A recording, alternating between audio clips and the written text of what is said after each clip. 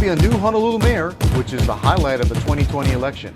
MUFI HANNEMANN is looking to become mayor again after serving in that post 10 years ago. But to say that there is more to this man than his political career is a huge understatement. There may not be another public figure in Hawaii that has been able to succeed in so many areas. Raised with his Samoan family values in Kalihi, Mr. HANNEMANN, who asked me to call him Mufi, developed his academic and athletic gifts into a scholarship to Iolani School and then a scholarship to Harvard.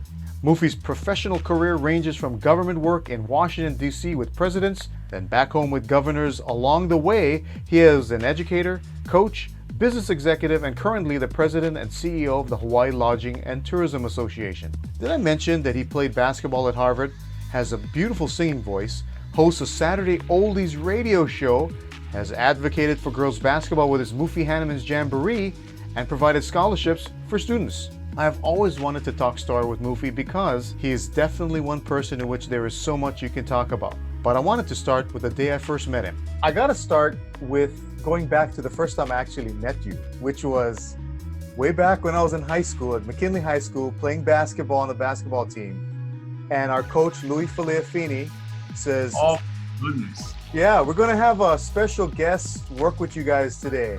And there you are at one end of the court, and he said he's going to show you some big man drills. And that's the first time I saw you, and then that's when I kind of, you kind of asked amongst your teammates, well, who is this guy? Oh, he's HANNEMANN. He played at Iolani and, all this kind of stuff. So let me start off with this. When was the first time you kind of got started playing sports as a kid? It actually started, first of all, thank you for acknowledging Louis Faleafini. He was a great coach and certainly someone that I've worked with together on many projects for years. But I started in Kalihi. That's where I was born and raised. And my first sport was baseball. I had a military family that lived next door to us in Kalihi.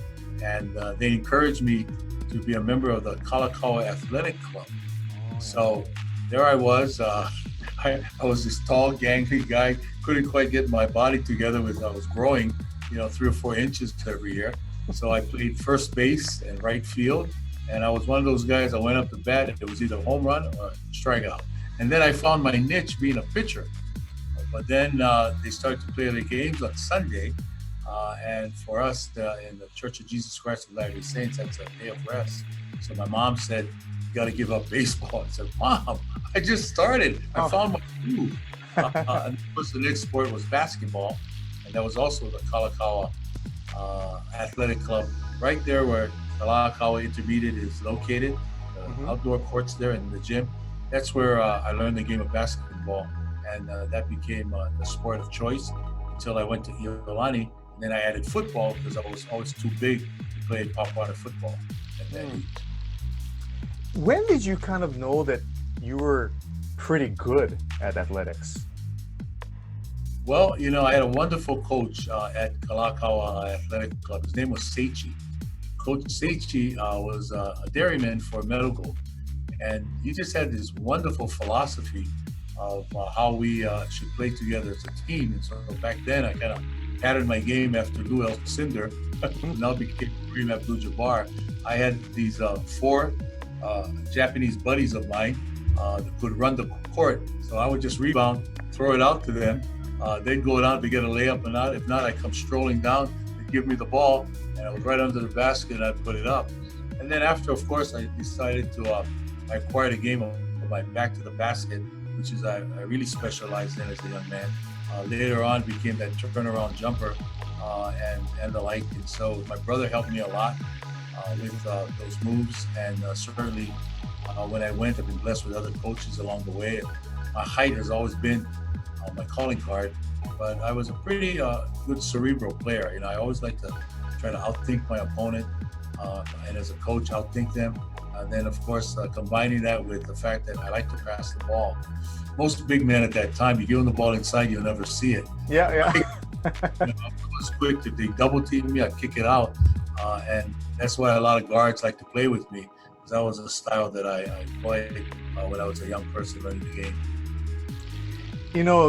One of the first things I learned about you is how you epitomize the term student athlete. You're so good athletically, but you also really excelled academically. And you mentioned going to Iolani, and I had a chance to interview Henry Capono, who kind of had a similar path with you. He, you know, I believe grew up in the Kali area, but he went to Punahou. And then he said when he first went to Punahou, that was like a culture shock for him. How was that transition for you when you went to Iolani? Well, I lived in Kalihi, and being 6'1" as a sixth grader, I obviously was attracting attention from a lot of the first decision my parents made is they had this American dream that one of their sons or daughters would go to Harvard. And so they felt that if I could go to a school like Iolani or Punahou, that would help me be prepared to be able to get in. And so it was that dream that drove me and made the choice between Iolani, Punahou, and some of the other schools in that area. In the area at that time, they were looking for folks that could come in, and provided they had the grades. And so my grades were always pretty good. I had a sixth grade teacher, Dama Takimoto at Fern Elementary School, who told me, young man, don't just exercise your body, exercise his brain, because that's what you're going to need in life. And so I took to education very early. My parents, my father was a great educator from Samoa. When he came here, he had to work 3 jobs, so he left education. He worked at Foremost Dairies, sold shoes at Liberty House and Sears Roebuck. But being an educator, he always had time for me with my homework.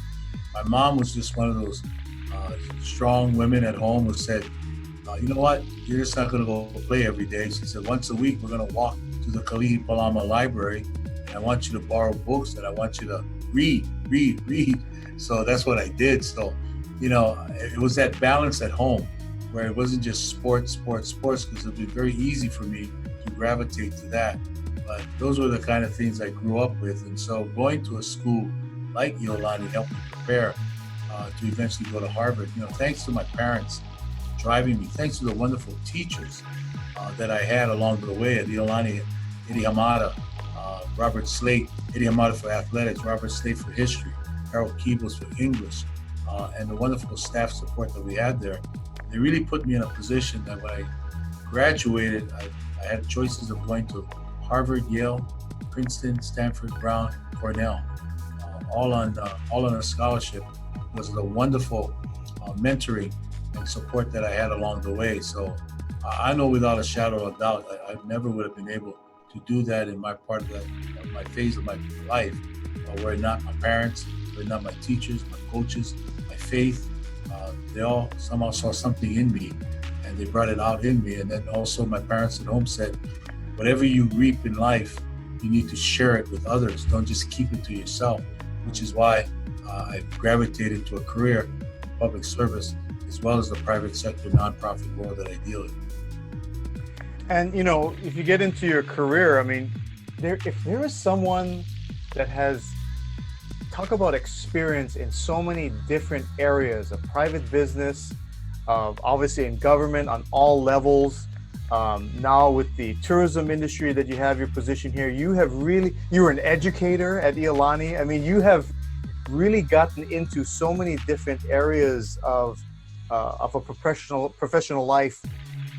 What do you kind of pick from each of those careers that you had? If there's kind of like one thing from this and that you kind of pick from those jobs that you've had? Well, let's take government. Let's take Governor George Ariyoshi. I was one of the young assistants in his office that he gave an opportunity for us to be engaged on the 5th floor. So when I look at him, he was very mindful of watching the money. His fiscal conservatism is what I took with me to my other jobs, and that's one of the things that I really prided myself when I was a mayor. We did a solid job of making sure we cut unnecessary expense. We took pay cuts when it needed to be. We negotiated with the unions where it wasn't top-down decision making. And when I brought us through the economic recession of 2008, 2009, I did it without raising property taxes.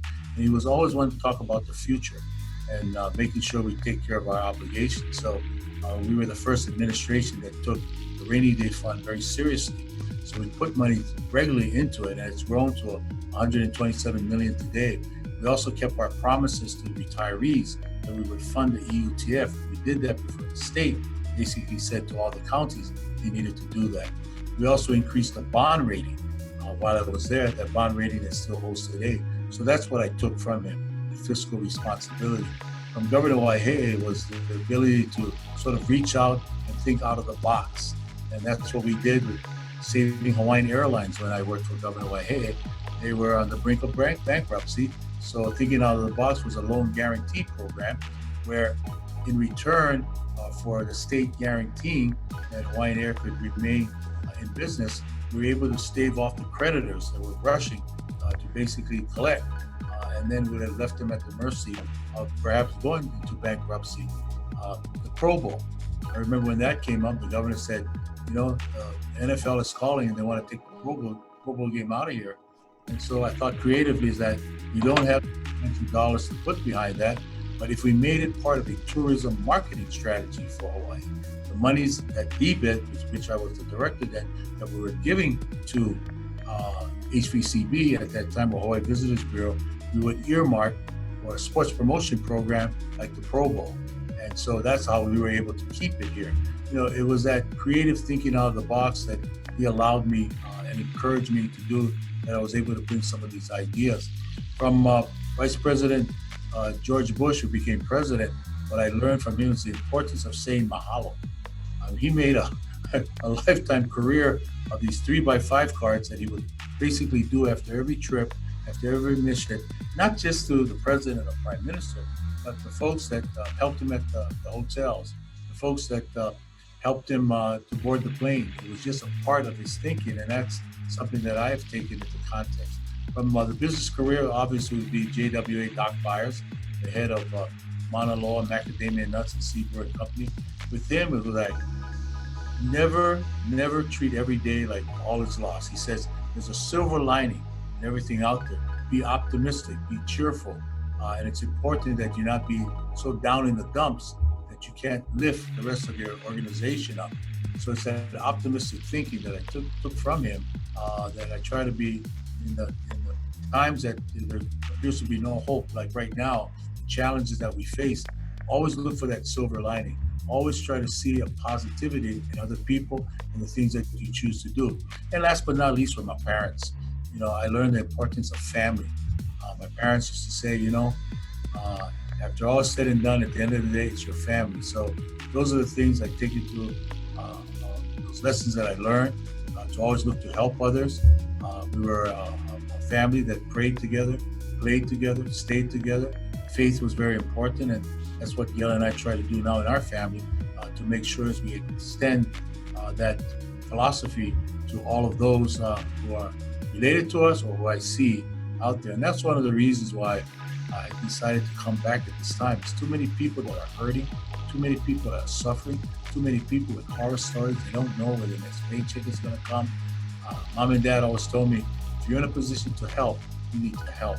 So that's why I want to take my experience, my skill sets, because these are tough times. It's going to take someone that's been an executive in government to come back and bring us back on track. It's so interesting to even hear you just talk about that, but I've always considered you a really interesting person. When I say really, I put that in those air quotes, because it seems like every time I find out something new about you, I say, really?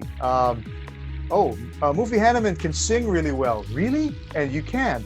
He hosts oldies music radio show. Really? I mean, it just kind of goes down the line. Were you always the type of person that kind of wanted to engage in very diverse activities, or is that something more later that you said, hey, I want to do different things? No, I've always loved music. When I grew up, I used to imitate DJs.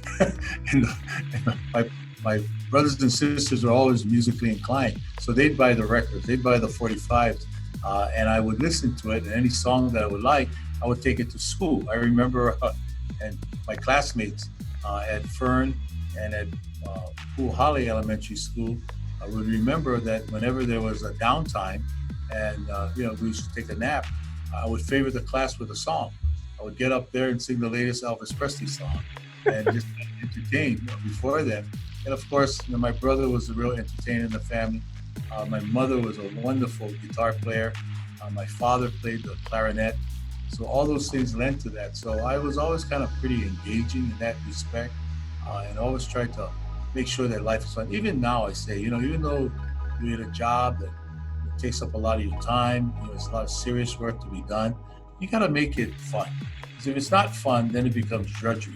And if it's fun, you're able to see by some of the mistakes or shortcomings along the way, because you're putting yourself in a cheerful disposition and not get so down in the dumps that you can't lift yourself up and affect others that work around you. Indeed. And I'd be remiss if I didn't ask a question related specifically to tourism, because you're the current CEO and president of the Hawaii Lodging and Tourism Association.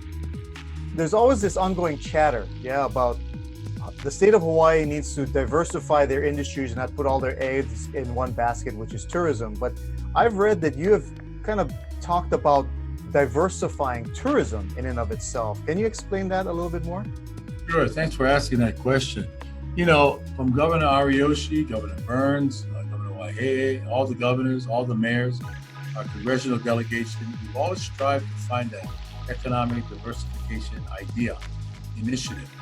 And it always has come back to tourism for a variety of reasons. So that doesn't mean that we stop striving to find that niche industry.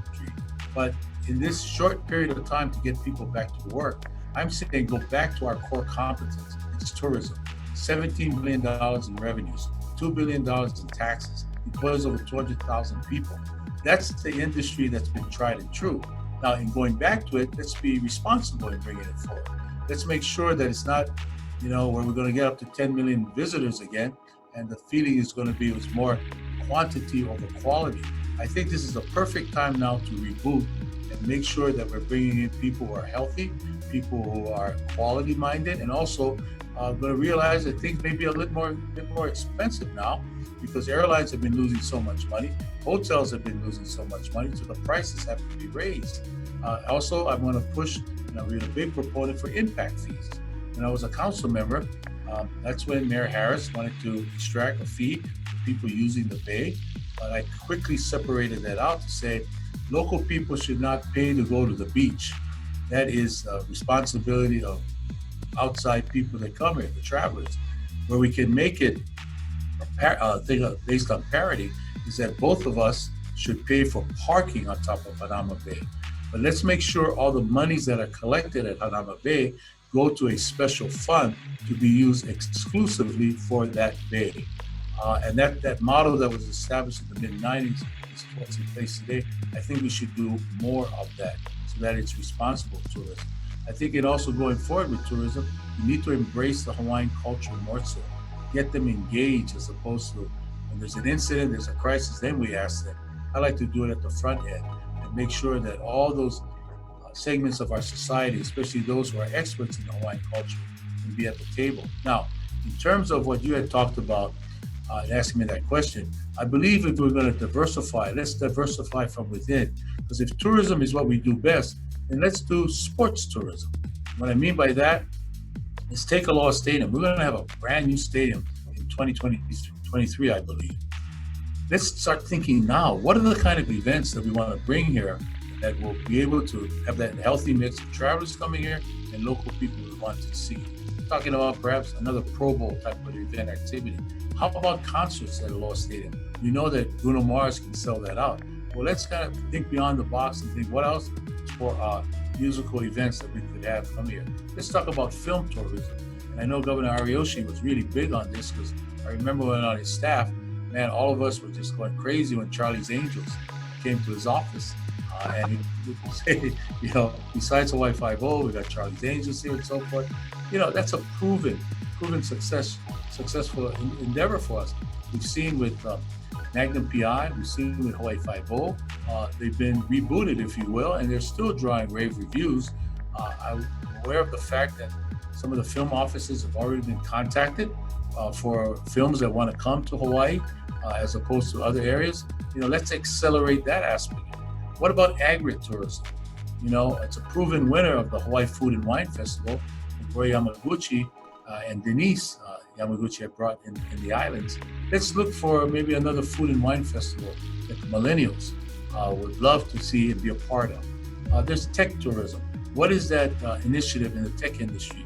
What is that creative technology that we can bring to the forefront again for people who love to come here stay here, we can kind of say, hey, how about helping to boost this particular industry and have a place where people know that Hawaii, Honolulu is known for sun, sand, sea, surf, spirit of the law. But at the same time, you can learn from us, you can get educated here, and perhaps invest in our community so we can boost some of these industries along that are not so dependent on tourism. You know, obviously the top issue now is the pandemic, and hopefully by the time when the new mayor takes office, that issue will hopefully be so much lesser, it'll be a safer thing, maybe even a non-issue. But if you were to try and project and think at that time, and considering your perspective from the tourism side of the house and the office of the mayor, how do you kind of project Honolulu will be at that point, kind of looking ahead? Thanks. That's a very astute question. Thank you.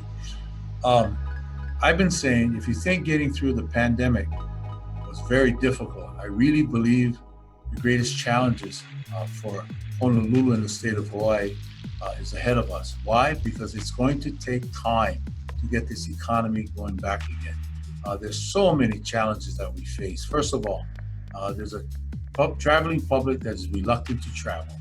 I've seen surveys where 35% and above are saying they don't want to travel in 2020. So we're going to have to look at 2021. Secondly, just because hotels are given the green light to open up and restaurants, you're not going to see a great influx of travelers here because of the new normal that we have to operate by. First of all, taking into account all the money that's been lost by these businesses, whether they're small businesses or hotels, people who have been furloughed, unemployed, that has to be taken into account. The health benefits cost that has been basically on the burden of some of the owners and management. The fact that property taxes are not going to be waived. Basically, only they're going to be deferred. So there's these, what we call gear up costs, and then there's costs in the future that we'd have to take into account. And besides, you are working with much less space. Restaurants will not be able, if you say 100 seating capacity, they're not going to be there. They're going to cut that in half perhaps. Airlines can only bring back 60% seating capacity. So you're not going to have a lot of people traveling. And then, take the hotels, we're going to have to set aside areas there to isolate people. Isolate people who come here, they're showing symptoms. You don't want them to be in contact with those who are healthy. So all those things lead us to believe that it's going to be a long and winding road. And therefore, it's going to take a while getting through that. As we do that, then we have to look at things that could work in the short term, like construction. CIP projects that are out there that with a little help from government, in our case, the planning and permitting department, maybe we can get those out there that in good times we'll be asking maybe a lot of questions of them. Maybe at these times here, we have to put an emergency mindset in, is that if they're good to go, maybe we can remove some of the conditions that we're asking of them so they can put people back to work. I hear stories of companies that have, money is there to go forward, but they can't because of these permits that they need to acquire. That to me has been a tried and true industry, construction. Also then, you're going to have a mayor that understands how to do that budget. This is not $1 million budget. This is a multi-billion-dollar budget for 10,000 workers and nearly 1 million people. So I've managed an economic crisis before with the recession. I really believe I can take those same fiscally conservative principles in managing that budget and then chase every federal funding opportunity. I've been blessed to work for 2 Democratic presidents and to serve 2 Democratic, 2 Republican. So I have relationships on both sides of the aisle. I want to put those relationships back to work again to bring federal funding here. I'm also a great believer in public-private partnerships and getting the private sector to be involved. And I think there's opportunities to do that and the kinds of things that we're building out here, whether it's rail, whether it's all these projects here, is to bring private sector dollars instead of always public dollars to do these things here. So it's going to require someone, I believe, that doesn't need to be coached from day one. He knows how this job is done. We put together a cabinet to get it done. Very blessed in the cabinet that I put together in my previous runs as mayor. We had an 80% approval rating after our first term. 80%. And that's what you need to do. You need to assemble people to get the ground running from the first day and basically say, I got no ego in this. I just want to make sure all of you are bringing your best to the table, because we need to do it for what's best for Honolulu and the state of Hawaii. I know, I remember that's what Governor Ariyoshi said. It was not him, it's his team, it's his cabinet that was critical. Well, you mentioned rail, so hey, I guess I'll throw that in there, but what do you think will be, in the end, the tougher job? Getting it started, which you did when you were mayor before, or seeing it through completion, which could be the coming of the next mayor? Which do you feel, when everything's all said and done, will be the eventual harder job? Well, I think getting it done and seeing it through. We did a great job back then responding to what people wanted. So the 2008 vote, they voted in the affirmative. The president and his administration wanted. It was President Obama, the Senator Inouye wanted to do for a long time. And also the fact that the legislature and the council both approved the funding. So we had that all together. We were on time, on budget, on schedule with a contingency fund. I have been out of office for 10 years. So with all due respect to the people that have been serving during that time, management got out of control. They were not watching the money, if you will, and cost overruns, change orders became the norm. I now am committed to go back, fix what we started, and see it to the end. So how am I going to do that? First of all, I will only do that with the money that we have. I'll try to exhaust every local funding opportunity, every federal funding opportunity, every private-public partnership. And if that's not enough, then I'm okay with taking a pause. I'm okay with saying we got to defer some of those things now because there's not enough money. My fiscal conservatism will say to me, you can only build what you can afford. So I want to be really clear on that, because I still get blamed for all the expenses that occurred when I wasn't there. And the question is that, this is a folly. This should never have been built. Let me say this. I've always said in life, if you don't have an idea to reduce traffic congestion from the west side to Oahu, if you don't have an idea that will create transit-oriented development where affordable housing, affordable rentals, commercial, retail, what have you, then you need to come up with another idea and a solution. And I've never heard another solution that makes sense. So it's too late to take it down. It will cost millions, if not billions of dollars in lawsuits in returning to the federal government what we owe them as a result of this. We just have to look at the bright side of it. And the bright side of it in rail, despite all these costs in these past 10 years, we've got a new Aloha Stadium. It's only possible because there's a rail station there. We have the military now going to invest in a transit station right outside of Pearl Harbor that's going to create opportunities for housing, mini hotel there, commercial, retail, that's going to create jobs. That's good for us. And then when we go down Dillingham Boulevard, as we now pick up people from the airport, that's my hometown, Kalihi. The only new project that has been built there in the past several years is the Ed Diaz football stadium at Farrington High School. We have an opportunity now to take advantage of the fact that the prison is no longer there. So that's valuable space. It could be for affordable housing, affordable rentals, and transform that community into a sustainable community. The fact that the train is not going to rely on emissions that go up in the air, but fuel-driven and light, it's going to be the biggest electric vehicle in town. So from a sustainability, environmental standpoint, it makes a lot of sense. So there's a lot of work ahead of us, but I really want to be clear. I'm not going to break the bank, the city, if you will, to get it done. We'll do it in a measured way. We'll do it with the money that we have in place. But we need to continue to push it out and get it done, because that was the vision that many others had before me. It wasn't just me. It was Senator Inouye, President Obama, and all of them that all wanted to see a rail transit project in Honolulu, and that's what I'm pushing forward to complete. Well, I'll end with this, Mufi, kind of where we started. I talked about first meeting you at McKinley Gym, and I'll end with this, is that, you have a lot of things on your legacy plate. One of them is the MUFI HANNEMANN Jamboree, which you've really advocated for girls basketball, and that has flourished. The Pacific Fellowship program that you started here.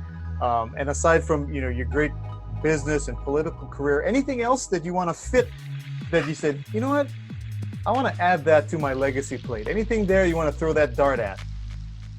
No, I think I do things for the right reasons. People have marveled at the fact that whether I'm in office or not, I continue to give out scholarships. In particular, IAEA Pro City Waipahu, the community that sent me to office. I continue to think, wow, you even set aside scholarships in the name of your mother and father to students of Samoan ancestry. And I said, it's all about giving back. I just want to be known as someone who just wants to help. People think I'm crazy to make this decision to try to run for mayor again when, I'm in a pretty good place. I enjoy my jobs. I enjoy the things that I'm doing that you mentioned. But, when I see people hurting and suffering and I have something to bring to the table, and I was raised that way. So as I go forward, I hope people can appreciate and understand that this is not something that I'm being forced to do. I'm doing it out of my own volition based on my previous track record of serving the community. So where we are right now, I really believe you need someone with my experience, who's been a mayor before, that can hit the ground running from day one to help not only Honolulu, but help the state of Hawaii get working again. So that's my, it's not a legacy, that's my desire. And I hope that people can see fit to put me back. And my old job is I'll work day and night to put you back at yours. Well, thank you so much, Mufi. Appreciate you taking the time, and by all means, good luck in the upcoming election. Thanks, Dave. Thank you so much for having me on. Sure thing. Thank you.